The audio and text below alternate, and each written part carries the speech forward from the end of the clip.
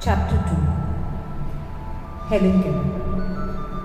The narrator recalled the events that took place during her childhood years.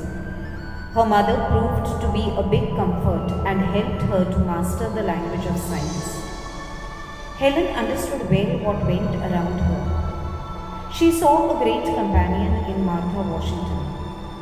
Helen emerged as a naughty but smart and domineering child. Once she burnt herself only to be rescued by her nurse. Other related events include locking her mother and later Miss Sullivan in a room. Helen adored her father and was moved by his death. She considered Mildred, her sister, an intruder and almost killed her one day. Now, let us hear this chapter in Helen's words. I cannot recall what happened during the first months after my illness. I only know that I sat in my mother's lap or clung to her dress as she went about her household duties. My hands felt every object and observed every motion, and in this way I learned to know many things. Soon I felt the need of some communication with others and began to make crude signs. A shake of the head meant no, and a nod, yes. A pull meant come, and a push, go. Was it bread that I wanted? Then I would imitate the acts of cutting the slices and buttering them. If I wanted my mother to make ice cream for dinner, I made the sign for working the freezer and shivered, indicating cold. My mother, moreover, succeeded in making me understand a good deal. I always knew when she wished me to bring her something, and I would run upstairs or anywhere else she indicated. Indeed, I owe to her loving wisdom all that was bright and good in my long night. I understood a good deal of what was going on about me. At 5, I learned to fold and put away the clean clothes when they were brought in from the laundry, and I distinguished my own from the rest. I knew by the way my mother and aunt dressed when they were going out, and I invariably begged to go with them. I was always sent for when there was company, and when the guests took their leave, I waved my hand to them. I think with a vague remembrance of the meaning of the gesture. One day, some gentleman called on my mother, and I felt the shutting of the front door and other sounds that indicated their arrival. On a sudden thought, I ran upstairs before anyone could stop me to put on my idea of a company dress. Standing before the mirror, as I had seen others do, I anointed my head with oil and covered my face thickly with powder. Then I pinned a veil over my head so that it covered my face and fell in folds down to my shoulders, and tied an enormous bustle round my small waist so that it dangled behind, almost meeting the hem of my skirt. Thus attired, I went down to help entertain the company. I do not remember when I first realized that I was different from other people, but I knew it before my teacher came to me. I had noticed that my mother and friends did not use signs as I did when they wanted anything done, but they talked with their mouths.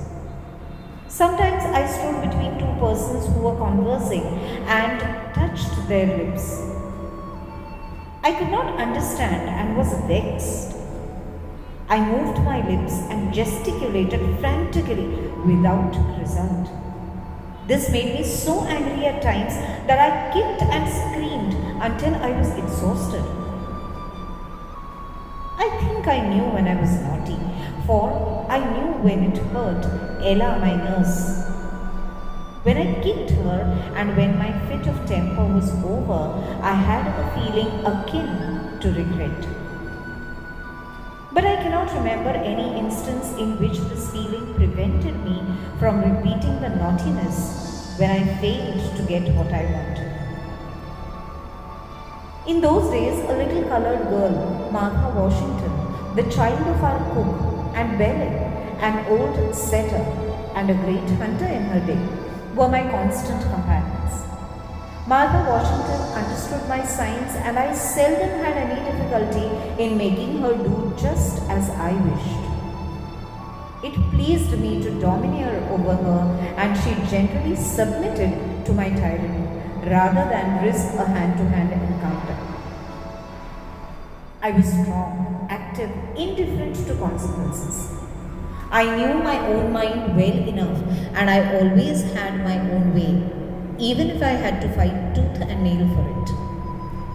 We spent a great deal of time in the kitchen kneading dough balls, helping make ice cream, grinding coffee, quarreling over the cake bowl, and feeding the hens and turkeys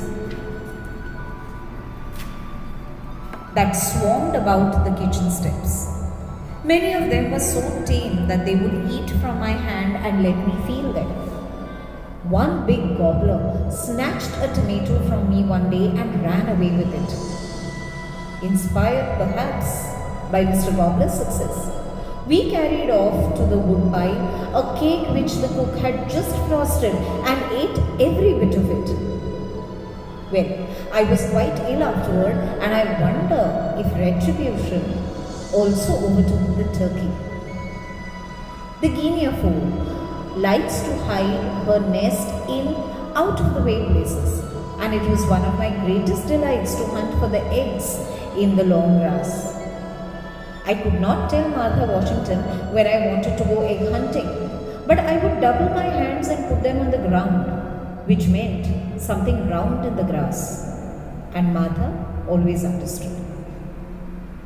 When we were fortunate enough to find a nest, I never allowed her to carry the eggs home, making her understand by emphatic signs that she might fall and break them. The sheds where the corn was stored, the stable where the horses were kept, and the yard where the cows were milked morning and evening were unfailing sources of interest to Martha and me. The milkers would let me keep my hands on the cows while they milked, and I often got well switched by the cow for my curiosity. Then, the making ready for Christmas was always a delight to me.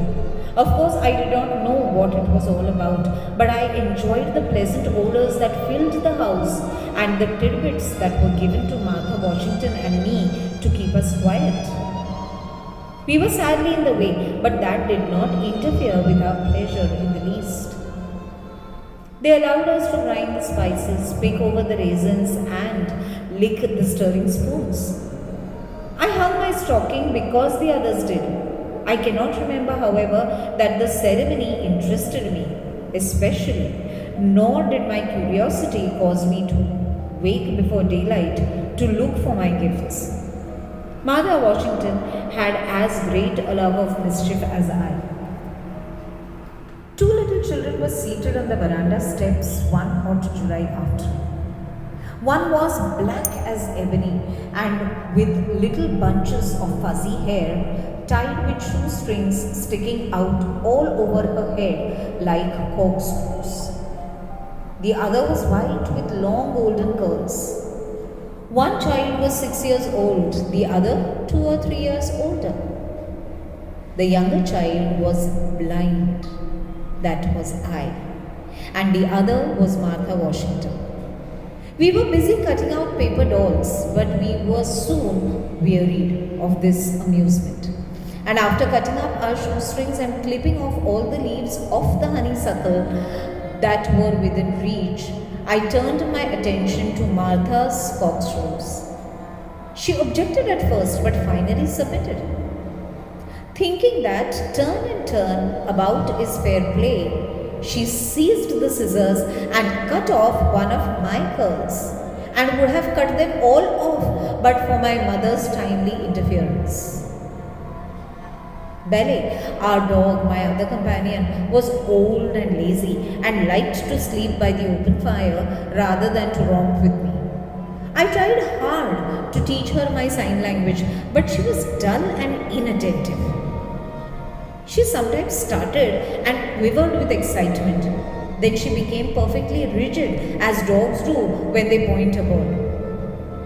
I did not know why Belle acted in this way, but I knew she was not doing as I wished. This vexed me, and the lesson always ended in a one-sided boxing match. Belle would get up, stretch herself lazily, give one or two contemptuous sniffs, go to the opposite side of the hearth and lie down again. And I, wearied and disappointed, went off in search of Martha. Many incidents of those early years are fixed in my memory, isolated but clear and distinct, making the sense of that silent, aimless, dayless life all the more intense. One day, I happened to spill water on my apron and I spread it out to dry before the fire which was flickering on the sitting room hearth. The apron did not dry quickly enough to suit me, so I drew nearer and threw it right over the hot ashes. The fire leaped into life, the flames encircled me as that in a moment my clothes were blazing. I made a terrified noise that brought Winnie, my old nurse, to the rescue. Throwing a blanket over me, she almost suffocated me, but she put out the fire. Except for my hands and hair, I was not badly burned. About this time, I found out the use of a key. One morning, I locked my mother up in a pantry where she was obliged to remain 3 hours as the servants were in a detached part of the house. She kept pounding on the door while I sat outside on the porch steps and laughed with glee as I felt the jar of the pounding. This most naughty prank of mine convinced my parents that I must be taught as soon as possible. After my teacher, Miss Sullivan, came to me, I sought an early opportunity to lock her in her room. I went upstairs with something which my mother made me understand I was to give to Miss Sullivan. But no sooner had I given it to her than I slammed the door, locked it, and hid the key under the wardrobe in the hall. I could not be induced to tell where the key was. My father was obliged to get a ladder and take Miss Sullivan out through the window, much to my delight. Months after, I produced the key. When I was about 5 years old, we moved from the little vine-covered house to a large new one. The family consisted of my father and mother, 2 older half-brothers, and afterward a little sister, Mildred. My earliest distinct recollection of my father is making my way through great drifts of newspapers to his side and finding him alone holding a sheet of paper before his face. I was greatly puzzled to know what he was doing. I imitated this action, even wearing his spectacles, thinking they might help solve the mystery. But I did not find out the secret for several years. Then I learned what those papers were and that my father edited one of them. My father was the most loving and intelligent person, devoted to his home, seldom leaving us except in the hunting season. He was a great hunter, I have been told, and a celebrated shot. Next to his family, he loved his dogs and gun. His hospitality was great, almost to a fault, and he seldom came home without bringing a guest. His special pride was the big garden where it was said he raised the finest watermelons and strawberries in the country, and to me, he brought the first ripe grapes and choicest berries. I remember his caressing touch as he led me from tree to tree, from vine to vine, and his eager delight in whatever pleased me. He was a famous storyteller. After I had acquired language, he used to spell clumsily into my hand his cleverest anecdotes, and nothing pleased him more than to have me repeat them at an opportune moment. I was in the north, enjoying the last beautiful days of the summer of 1896 when I heard the news of my father's death. He had had a short illness. There had been a brief time of acute suffering, and then all was over. This was my first great sorrow, my first personal experience with death. How shall I write of my mother? She is no nearer to me that it almost seems indelicate to speak of her. For a long time, I regarded my little sister as an intruder. I knew that I had ceased to be my mother's only darling, and the thought filled me with jealousy. She sat in my mother's lap constantly where I used to sit, and seemed to take up all her care and time. One day, something happened which seemed to me to be adding insult to the injury. At that time, I had a much petted, much abused doll which I afterward named Nancy. She was, alas, the helpless victim of my outbursts of temper and of affection, so that she became much the worse for wear. I had dolls which talked and cried and opened and shut their eyes, yet I never loved one of them as I loved poor Nancy. She had a cradle, and I often spent an hour or more rocking her. I guarded both doll and cradle with the most jealous care. But once I discovered my little sister sleeping peacefully in the cradle. At this presumption on the part of one to whom as yet no tie of love bound me, I grew angry. I rushed upon the cradle and overturned it, and the baby might have been killed had my mother not caught her as she fell. Thus it is that when we walk in the valley of twofold solitude, we know little of the tender affections that grow out of enduring words and actions and companionship. But afterward, when I was restored to my human heritage, Mildred and I grew into each other's hearts so that we were content to go hand in hand wherever caprice led us, although she could not understand my finger language, nor I her childish prattle.